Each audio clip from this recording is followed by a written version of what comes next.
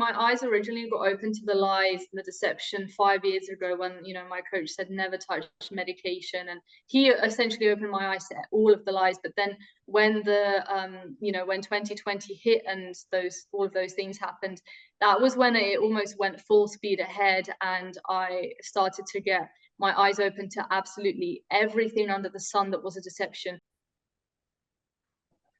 Hey guys, today we have a very special guest. We're with Annabel Smithson. She's extremely intelligent. She's honestly one of the smartest carnivores I've ever spoke to, and she's got so much knowledge that's going to be poured out throughout this video. Hey Annabel, how's your day? Hey, thanks for the introduction. All good. Do you want to tell our viewers a little bit about yourself and yeah, a bit about yourself and yeah. Yeah, so I'm Annabelle, as you said, I'm 24, and I am a carnivore diet enthusiast, or just a general health optimization enthusiast.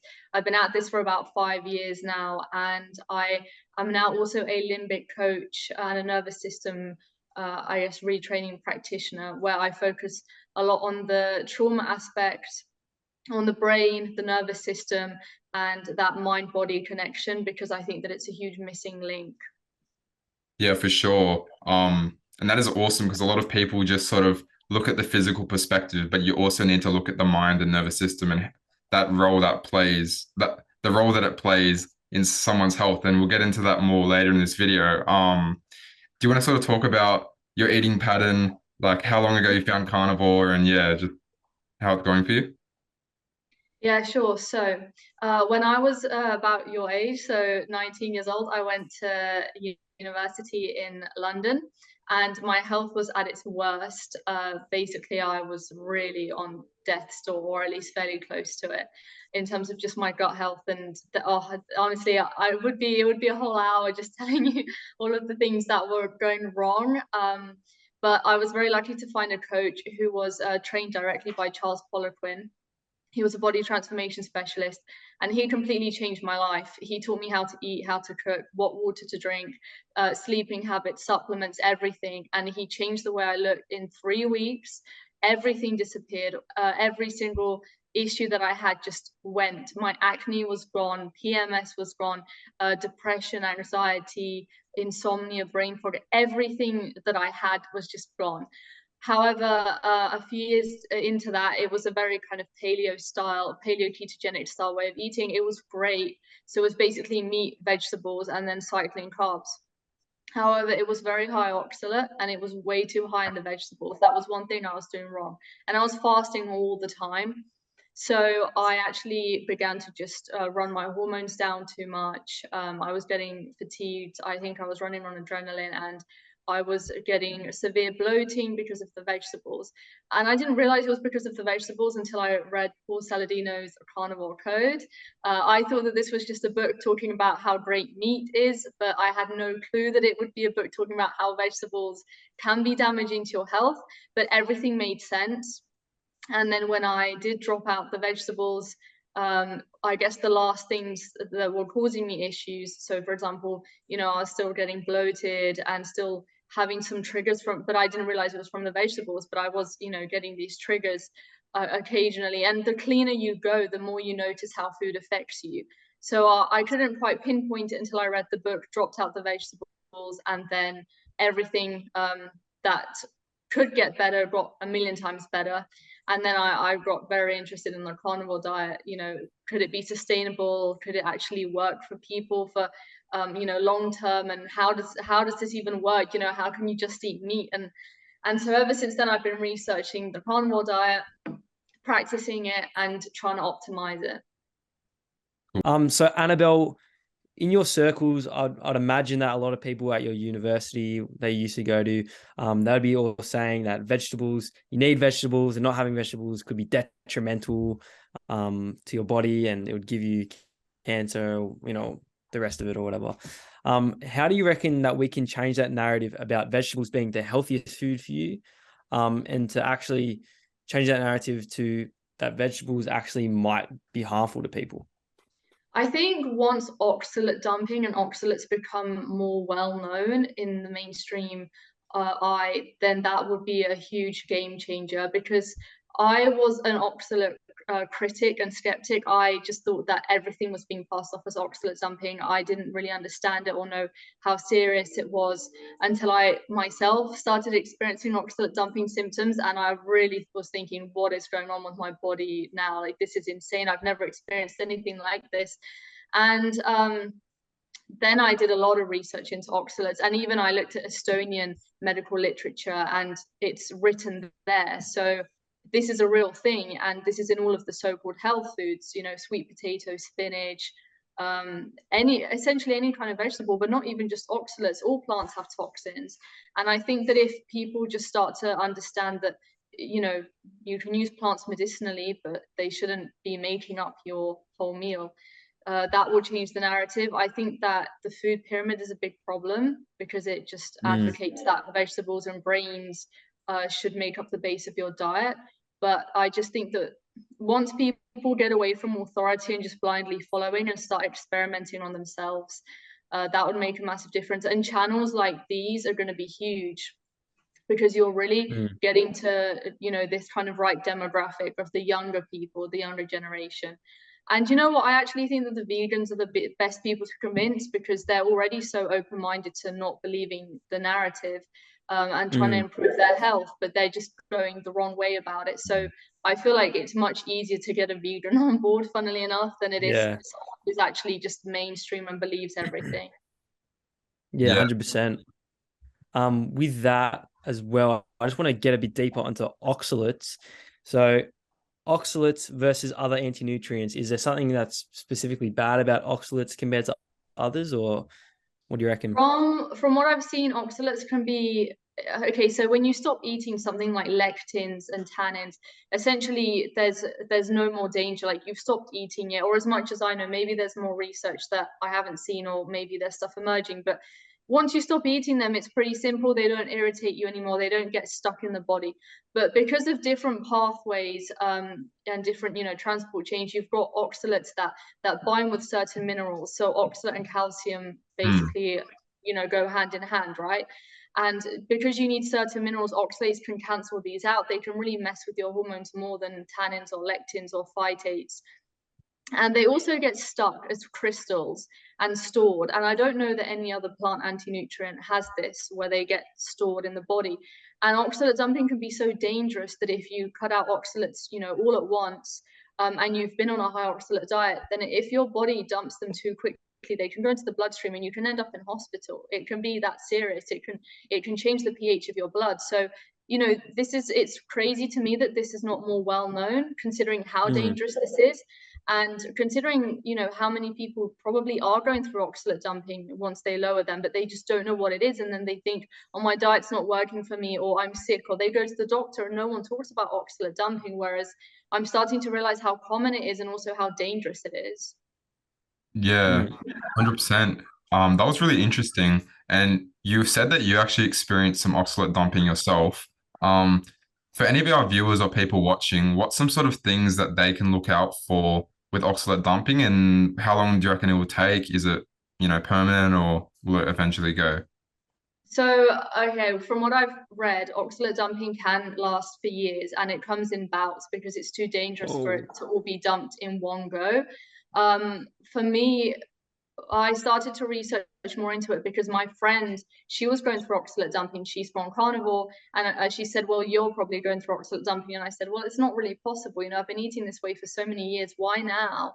But then and my symptoms didn't match up to the typical symptoms that you get. Then the more research I did, I realized that any symptom essentially under the sun can be oxalate dumping. And I mean, I felt like I had rocks in my stomach. I was on the toilet all the time. I felt a little bit nauseous. My chest was in pain. My tongue was burning. I had a headache. I felt like I had the flu. My muscles were achy. I felt like I just couldn't digest anything. I felt like I'd just eaten a massive bowl of raw kale. And that does happen when you oxalate dump. It's almost as if you're re-eating the thing that, you know, caused you to get this oxalate symptoms in the first place. So there's a whole list of symptoms. There's, you know, about 50 to 100 different things you can experience, and most of them aren't commonly talked about. So yeah, I mean, even getting a sty, that's oxalate dumping. So getting pimples, that can be oxalate dumping. It comes out through any orifice it can. It's the path of least resistance. So Yeah, anything can be oxalate dumping, which is crazy. that is crazy. I can't believe I've never, before this whole carnivore space, I've never ever heard of Never. oxalate dumping once. I know, And neither did I. it's a little bit scary to see if there would be any foul play in that situation, um but yeah, hopefully not, but there could have been. So you right now, you've been on this kind of health journey for 5 years that you said. How is that different from being paleo diet to becoming a carnivore? What are the main benefits that you experienced? All right, that's actually a good question. So when I was paleo, although as I said, most of my health issues went away, my coach always said to me that he thought paleo, this ketogenic paleo style diet of, just meat and some avocado, vegetable, fairly high fat, no kind of like excessive nuts or seeds or grains, nothing like that, but just meat, veg. He thought this was the optimal way to eat. But he said to me, and I remember very clearly, that this diet is never going to actually heal you or cure you of anything. It's just going to keep you in a state of good health. But you would have to do other things like cleanse or fast or whatever to actually heal yourself of anything else.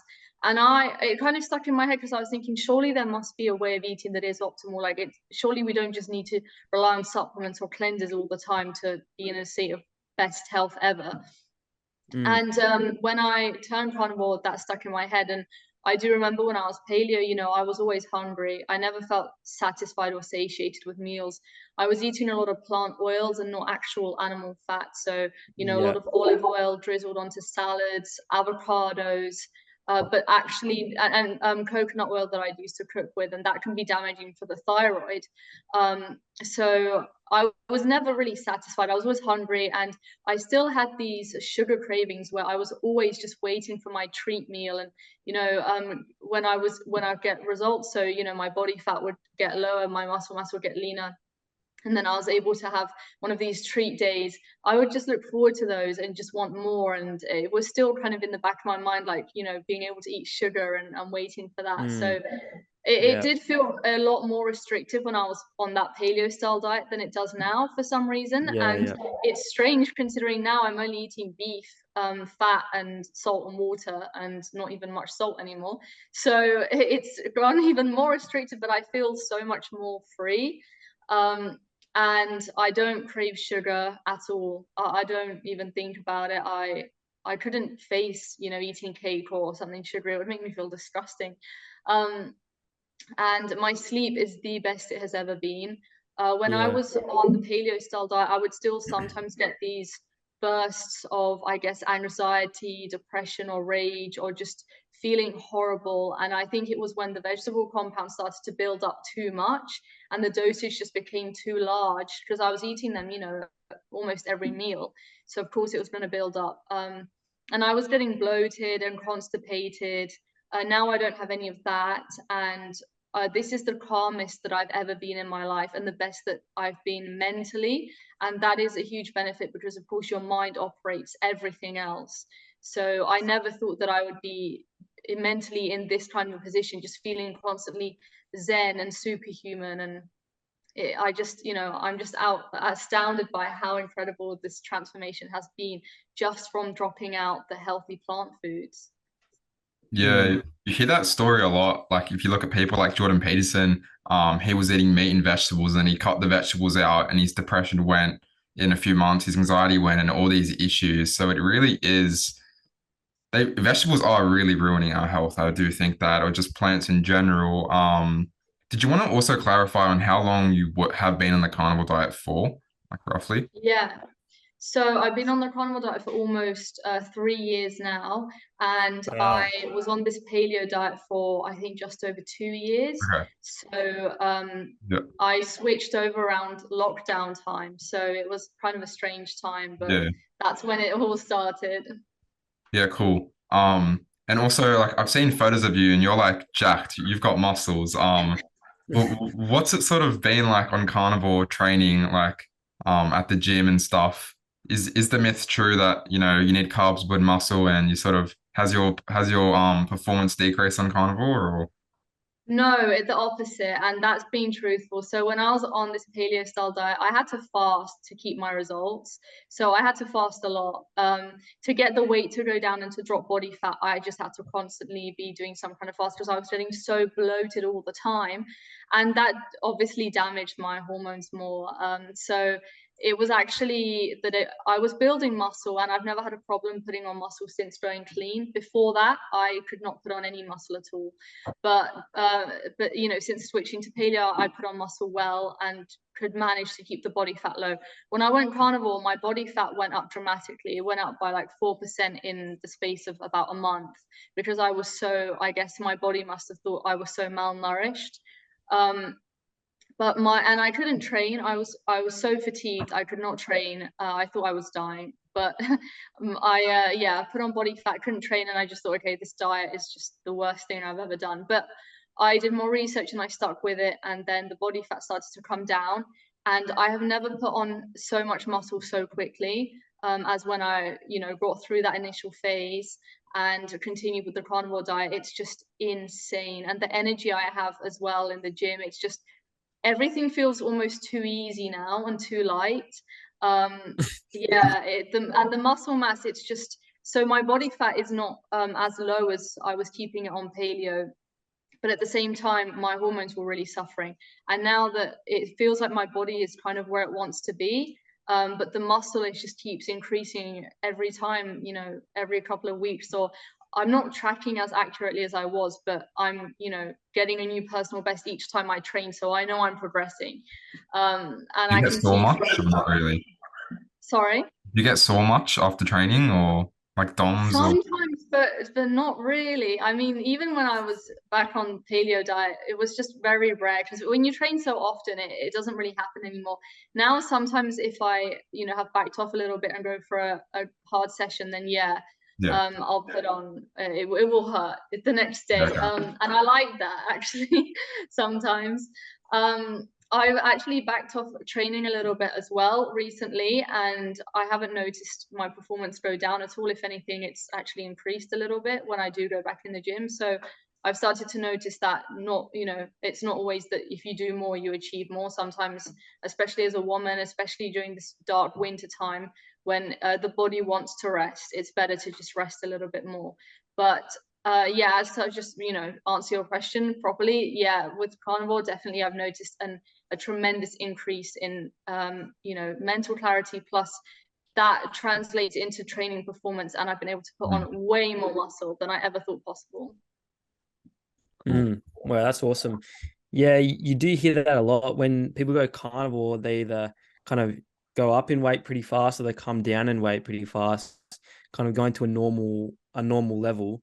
And that's really good. And what you touched on before was really good about how your hormones were worse, but when you actually increase the body fat to a more normal level where your body was getting the nourishment it had, then your hormones return to a normal level.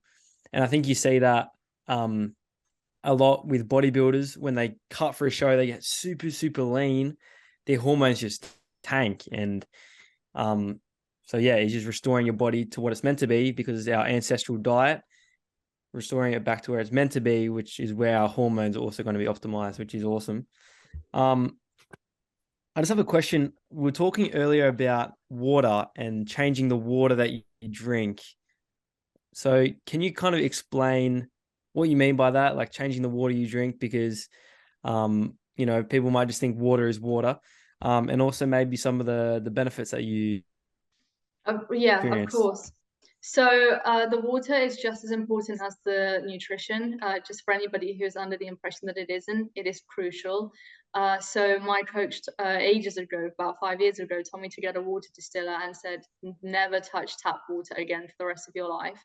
So I got a water distiller, and he said, look at what's in the bottom of the distiller, and it's disgusting. It is all this, you know, brown gunk. It stinks. And this is what's coming out from the taps, because all of the with the water distiller, everything that is, you know, essentially the crap stays at the bottom in the you know, jug.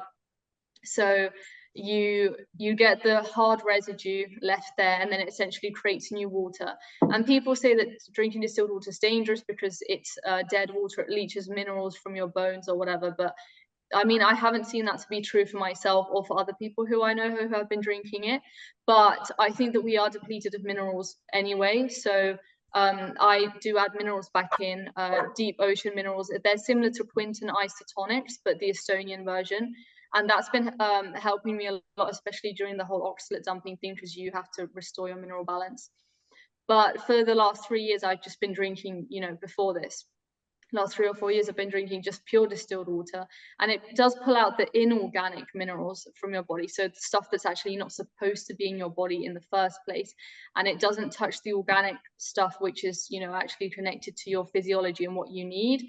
And it's been, that was a massive game changer, because that happened around the same time as I changed my nutrition. But I haven't touched tap water. But even if I drink bottled water, I don't feel quite the same. I don't feel as good. It feels a bit off. And I just feel the best drinking distilled water with some minerals added back into it, or just pure distilled water. And deuterium depleted water is another thing that people drink, who can access it.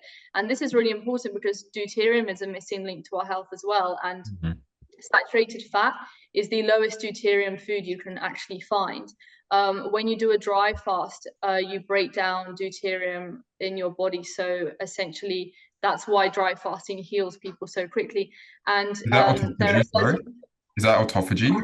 Is that the autophagy that breaks, or not autophagy? I don't know what breaks that. It's basically essentially when you're trying, because your body will feast off your fat cells, and so it breaks down deuterium. Okay, cool. And having low deuterium water is very important, because high deuterium can wreak havoc on our cells and on our mitochondria. So obviously eating a low deuterium diet will also be the reason why the carnivore diet works so well, because it is so low in deuterium.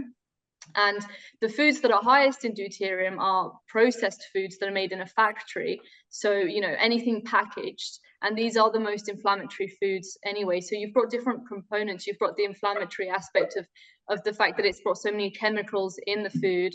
But then you've also got the fact that it's high in deuterium as well. So, drinking low deuterium water, or at least just water where the parts per million are either 0, like distilled water, or anything lower than 70 would be low deuterium water. So that's important. What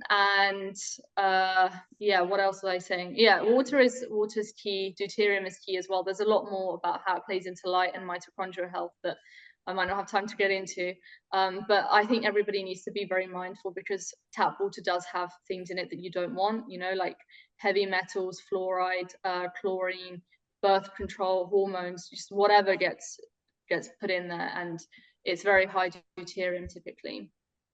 Yeah, that's pretty interesting, because no one really talks about tap water. It's always, like everyone in the carnivore space, they sort of just talk about nutrition, but not too much about the water.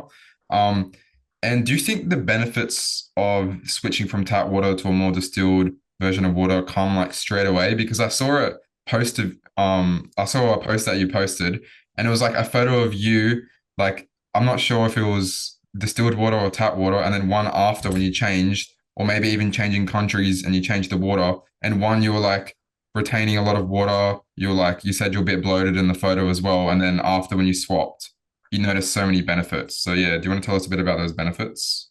That wasn't to do with the water. That was basically just showing how I was retaining water back then in one of the photos, and this was still on a carnivore diet, but this was more related to stress. So what psychological stress can do to the body, because the distilled water, the best before and after photo that I'd have to show you is one of the actual before photos of me on a SAD diet when I was just drinking standard water. And I looked swollen like a balloon, and just puffy, and acne everywhere, and infections left, right, and center.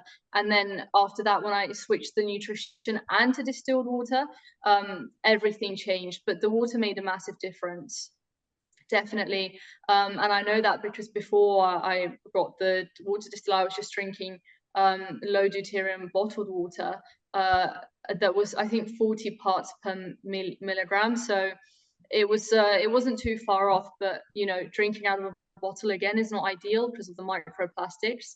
But yeah, so that photo was to do with essentially retaining water from emotional and psychological stress.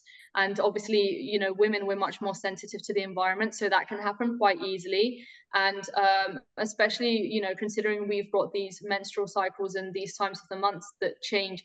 With a woman, I've heard that every single week it's like having a brand new body and having to adapt to having a brand new body, because at every phase in the cycle, the body changes so rapidly and so drastically that you might need to, you know, implement different things to get the results you want. Whereas what I've noticed is actually, if you're on a carnivore diet, that might just mean changing a couple of the macros and, you know, monitoring sleep and stress. So nothing too drastic, but on just a standard diet or a more paleo style diet, you might have to make some more drastic changes. So Annabelle, we were talking before about how you are living by yourself at the moment. How has that gone as a young person, moving out of home? And also, how has that gone with carnivore? I mean, could actually be a little bit easier because you don't have other people in the house. But do you want to just kind of talk about your experience there? Yeah, so I live in our family home here in Estonia. So this isn't my own place, but I do live by myself. We have a cat who I look after. And with carnivore, it's been definitely way easier because I don't have to feel awkward or justify what I'm doing, or basically have that battle every day that I know a lot of people have to go through. I can do what I want in terms of turning off the Wi-Fi at night, having the lights dimmed in the evening when it's important, and essentially really optimizing my circadian rhythm. So that's been good. The only thing that I would say is that I think it would be nice to have someone like-minded to live with, or at least to spend time with, just because I think community is very, very important. And sometimes I think being isolated, it gets a bit too comfortable, and then you don't cope as well when you're surrounded by a lot of people, especially with different views. But other than that, it's been pretty good, and it's given me a lot of, I guess, independence and freedom. Yeah, cool. What sort of made you choose Estonia to live at, you know, because you live in the UK before? So I have a job that I do, I guess essentially part-time, and I can do that from anywhere within this kind of time zone. And the Estonian family home has always felt more homely. It's felt better. It's felt a little bit safer.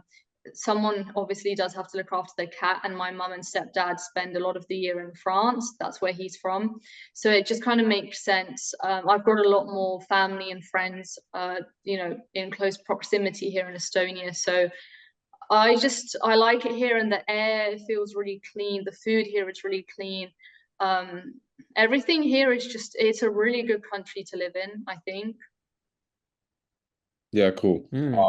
And so you talked about, you know, you go to the gym, you try to eat healthy with the carnivore diet. Are there any other, and also I think the EMF thing you mentioned with turning the Wi-Fi off at nighttime, are there any sort of other habits or things you like to do to really optimize your health as well? Yeah, I mean, I think that even training isn't as crucial for optimizing your health as some of the other things. So, for example, making sure that you are sleeping at the same times. So I go to bed relatively early, around 9 p.m. I'll be asleep, and then I naturally wake up around 6 a.m. I make sure that first thing in the morning I get some cold, which for me is easy. I just go outside, get the logs to start burning the fire, and just get some fresh air into me, and then making sure that I spend as much time as possible outside getting sunlight, or just outside in light, even if there's not necessarily sun, just and especially at different times during the day as well. So for me, seeing sunrise and sunsets, or at least being outside during those hours, is key. I think that's actually one of the most important things that everyone should be doing. Is just seeing as much sunlight as possible, and especially low horizon sun. And then also just self-development in terms of constantly reading and trying to learn things. And yeah, I make yourself better and improve, but not putting too much stress on yourself with it, just doing little things for yourself. Relaxation and trying to unwind and de-stress and looking after yourself is very important. And the other thing I would say is just things like meditation, and then just being grateful. I think gratitude is something that everybody can practice, and it gets you much further down where you want to go than you think. But really, I think gratitude is key, because you'll get more of whatever it is that you are grateful for. I love those. I love those, especially a real nature focus and kind of almost living more ancestrally, which is awesome. Just another question about Estonia. What's it kind of like being a carnivore in Estonia? Are there a lot of options around? Is it cheap? Is it expensive? How is it in Estonia? It's amazing being carnivore in Estonia, because Estonians are quite traditional. They value meat, which is amazing. They understand the importance of it. And we've got these long, cold winters, and you're not going to be drinking mango smoothies every day and then chopping logs and like looking after yourself and shoveling snow. So people do understand that meat is important. They are going down, unfortunately, more of the whole plant-based route, but still, the meat here is very good quality. Most of it is grass-fed. It's difficult to find bad quality Estonian produce. The stuff that is not good quality is the stuff that's imported. We have got a lot of imports, but the actual Estonian soil is so rich and fertile that the meat is so clean. And people here at the markets, they sell things like organs and bone marrow, which is amazing because I love those kind of things. So good quality meat is very accessible. People are really friendly and helpful. The prices are just the standard European prices. So I think meat in maybe Australia and the UK is more expensive than here in Estonia. But again, the salaries here aren't very high for a typical Estonian. So, it is expensive for the average person here, but it's not expensive for a foreigner coming in. And the quality is it's the best meat I've had. It's just soft and tender and red, and you can just really feel how well the animal's been raised. Wow. Yeah. So you're really knowledgeable in the space of nutrition and, learning a lot about health and stuff. And I'm sure the carnivore diet would have opened your eyes to a lot of the lies that we've been told, the food pyramid and the things that are shoved down our throats essentially by the upper authority or by the nutrition guidelines. Has this sort of opened your eyes to look, has this sort of opened your eyes to look into other areas of life where, maybe things aren't necessarily true? And have you had any sort of realizations with that? Yeah, definitely. I mean, my eyes originally got open to the lies and the deception 5 years ago when, my coach said never touch medication. And he essentially opened my eyes to all of the lies. But then when when 2020 hit and all of those things happened, that was when it almost went full speed ahead. And I started to get my eyes open to absolutely everything under the sun that was a deception. So much more. It was like this whole other layer of deception had been uncovered. So, I think the timing of switching to the carnivore diet and what was going on really accelerated me into this notion of how much of it really is a lie, and how we are essentially living in what feels to be a matrix. And you have to kind of navigate your own path, avoid the traps, and how most things in this world are backwards, and you have to try and find the truth in hidden meanings. And it's quite interesting, but definitely my eyes have been opened, and they continue to be open more and more as I learn more. So Annabel, just coming to nearly the end of this interview, where do you see yourself in the do you have any plans, any goals that you'd like to tell the world about?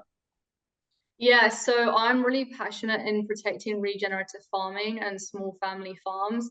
I would urge everybody as much as possible to cut out the supermarket and just go straight to a farmer, because you might be sacrificing a little bit of convenience, but you're gaining so much more. Your farmer is the person who you need more than you're ever going to need a doctor or anyone really, a dentist or a policeman or any figure of authority. The farmer is the person who raises your food at the end of the day and is going to be the key to your health, funnily enough. And they're the ones who are being blamed for everything at the moment and criticized, whereas they're the ones who are sequestering carbon, looking after the soil, working the land, bringing you nutrition that is going to heal you and make you thrive.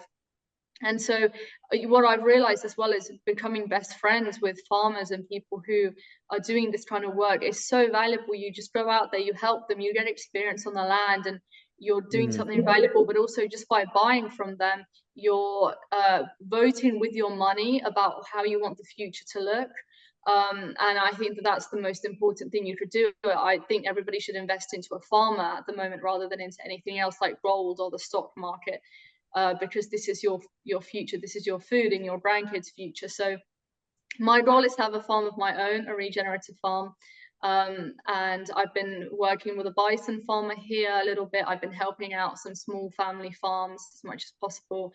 And I'm going to continue to do that and just try and get people to understand how important it is to just build up small local communities where you are centered around the farmer and the land, and you go and you buy your produce from the farmer, and they'll give you discounts. They'll say to you, I've got some extra beef fat, I've got extra bones or whatever. It's a real kind of, I help you, you help me transaction when you work directly with the person, instead of just going to a big supermarket chain where they take your money and they care less.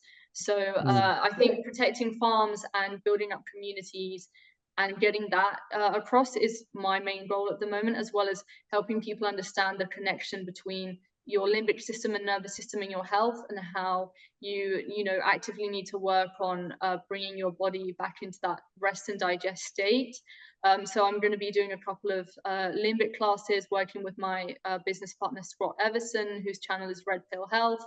We're going to be doing limbic classes that are going to be accessible for people, so not expensive, and running frequently, so we can build that kind of online community as well, because people are spread across the world and we can use the internet for good.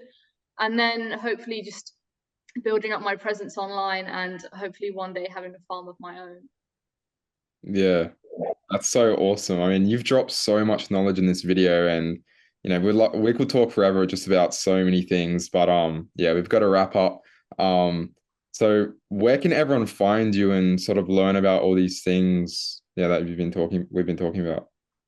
Yeah, so a couple of places. Obviously, there's my YouTube channel, the Carnivore Limbic Coach. On Instagram, it's just Belle Smithson. And on Facebook, there is a Facebook group that I think people would benefit from, called My Doctor Says, run by my friend Asa Santiago. He drops a lot of truth, and he knows the ins and outs of how bacteria, pathogens, viruses, everything work, and hormones. He's just a genius. He's an absolute phenomenal genius. So that group is great. I'm very active on there. And then I co-host with Scott Everson, Red Pill Health. It's a great YouTube channel. Unfortunately, it has been shadow banned, so go check it out. It won't come up. Yeah, you need to go on it yourself.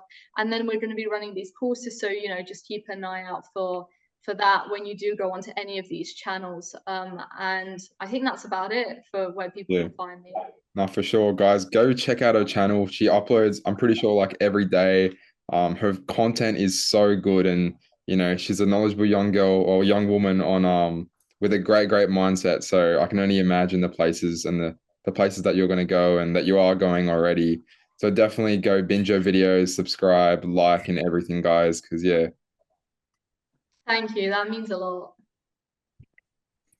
So yeah, thank you so much, Annabel, for coming on. It's been awesome to have you. I'm sure we'll do this again soon. And yeah. Thanks so much. Yeah, of course.